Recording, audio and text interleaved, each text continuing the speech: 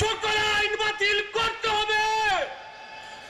আমি তৃতীয়ত বলতে চাই, আমি একজন পরিবহনের ব্যবসায়ী হিসেবে সিলেটের পাথরকুয়ারি বর্তমানে এই ফ্যাসিস্ট সরকার, অবৈধ সরকার, অবৈধ প্রধানমন্ত্রী বন্ধ করেছিল, তা অনতিবিলম্বে খুলে দেওয়ার জন্য জোর দাবি জানাচ্ছি।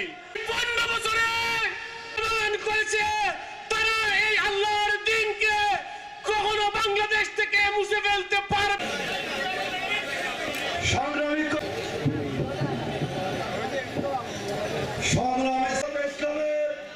কেন্দ্রীয় কর্ম পরিষদের অন্যতম সদস্য, সিলেট মহানগরের সংগ্রামী হবে জননেতা জনাব ফখরুল ইসলাম।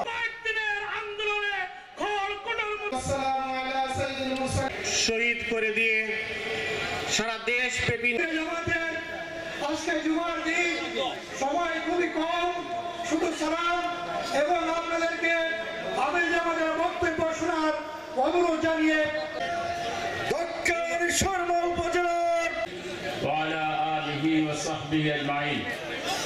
বাংলাদেশের গণমানুষের প্রাণ প্রিয় সংগঠন যতই শক্তিশালী হোক না কেন, জাতি ঐক্যবদ্ধ হলে স্বৈরাচার ফ্যাসিবাদ টিকে থাকতে পারে না। বাংলাদেশে আর স্বৈরাচার আর ফ্যাসিবাদ ফিরে আসবে না ইনশাআল্লাহ। আমরা এই বাংলাদেশকে ক্ষুধামুক্ত, দারিদ্র্যমুক্ত, সন্ত্রাসমুক্ত, গণমুক্ত একটি বাংলাদেশ প্রতিষ্ঠা করতে চাই। সেই সংগ্রামী সভাপতি ইনশাআল্লাহ পৃথিবীর বুকে একটি সুন্দর, একটি আদর্শ রাষ্ট্র হিসেবে, জাতি হিসেবে আমাদেরকে আমরা তুলে ধরবো ইনশাআল্লাহ। আগামী দিনের সংগ্রাম, আগামী দিনের রাজনীতি, আগামী দিনের নির্বাচন, সবকিছুতেই আমরা এই কথাটি প্রমাণ করবো ইনশাআল্লাহ। আসল দেশবাসীকে সাথে নিয়ে আমরা বিশেষ করে সিলেট জেলা সহ সিলেটের প্রতিটি অলিতে গলিতে, প্রতিটি সভাপতি, সম্মানিত নেতৃবৃন্দ, রক্ত দিয়ে প্রমাণ দিয়ে গেছে যে এই বাংলাদেশকে অবশ্যই আমরা দুর্নীতিমুক্ত বাংলাদেশ করবো ইনশাআল্লাহ। সুতরাং সেই দুর্নীতিমুক্ত বাংলাদেশ করার জন্য বাংলাদেশের জনগণ আজকে জামাত ইসলামী দিকে চেয়ে আছে, তাদের সেই চাহিদা আপনারা কি পূরণ করতে পারবেন? হাত তুলে দেখাবেন, দেখতে চাই। আমরা আজকে এই কর্মী সমাবেশ থেকে সংগঠন বাংলাদেশ আমাদের সম্মানিত, আমি আমরা আগামীর বাংলাদেশ গঠনে আগে যে ত্যাগ স্বীকার করেছি তার চাইতেও বেশি ত্যাগ স্বীকারে আমরা প্রস্তুত। আপনারা কি প্রস্তুত? আলহামদুলিল্লাহ। এক ভাই আপনাদের কাছে আহ্বান জানিয়েছিলেন যে ইন্না সলাতি ওয়া নুসুকি ওয়া মাহইয়াই ওয়া মামাতি লিল্লাহি রাব্বিল আলামিন বলে আমাদের तमाम সত্তা এবং সম্পদ আল্লাহর হাতে তুলে দেওয়ার আপনারা শপথ নিলেন।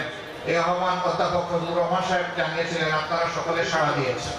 আমরা দোয়া করি আল্লাহ তার জন্য আপনাদেরকে কবুল করুন এবং এই আয়াতের হক আদায় করে হযরত ইব্রাহিম আলাইহিস সালামের সাথে আল্লাহ তাআলা হাশরের দিন আমাদেরকে তার সামনে হাজিরা করার তৌফিক দান করুন।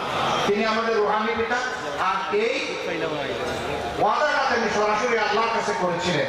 আল্লাহ তাআলা এত ভালো লেগেছিল এই ওয়াদা, এর বরকতে আল্লাহ তাআলা তাকে বলেছিলেন মিল্লাতে আবিকুম ইব্রাহিম ওয়া সাম্মাকুমুল মুসলিমিন। সমস্ত মুসলিম মিল্লাতের নেতা পিতা হচ্ছেন ইব্রাহিম আলাইহিস সালাম এবং তিনি নাম রেখেছেন মুসলমান।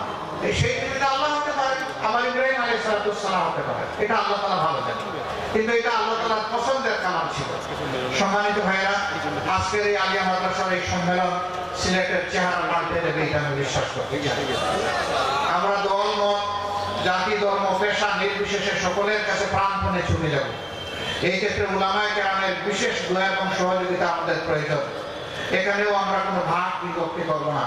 উলামায়ে কেরাম আমাদের মাথার তাজ, তাদের দোয়া আমাদের লাগবে, তাদের সহযোগিতা আমাদের লাগবে। তাদেরকে ইজ্জতের সাথে বুকে ধারণ করে আমরা সামনে এগিয়ে যাব। আল্লাহ আমাদের সহায় হন। আসসালামু আলাইকুম ওয়া রাহমাতুল্লাহ। বাংলাদেশ জিন্দাবাদ, বাংলাদেশ।